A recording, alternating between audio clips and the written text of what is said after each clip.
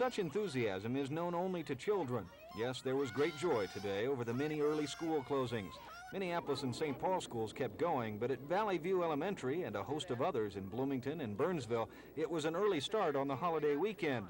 While some children's mothers didn't predict the weather any better than the weatherman did, other folks admitted they knew it was coming, but just didn't get around to shopping for it until now.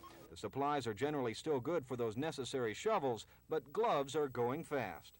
There has been a considerable rush to the grocery store for those last-minute forgotten Thanksgiving food items. Maybe that's because it's easier to wait out the storm in comfort if you've got food on the table.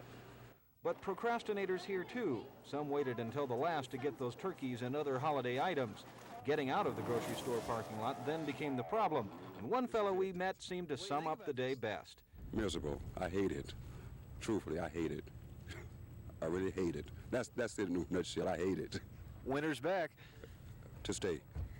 Happy Thanksgiving. Tom Garrison, Channel 5 Eyewitness News. Oh, shoot.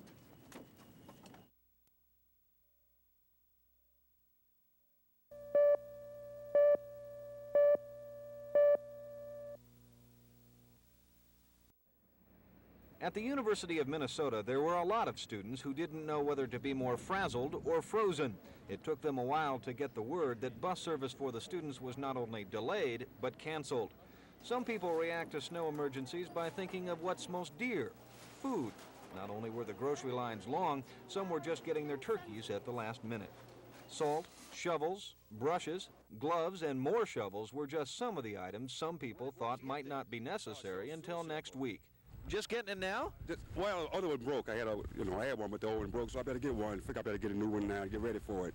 Just kind of catch you surprise? Yeah, I did. I really did. I wasn't expecting this much. Psychologically speaking, probably those who reacted best to this storm were those who stood to get away early from pencils, books, and teachers' looks. Ah, the joy of school closing. Tom Garrison, Channel 5 Eyewitness News.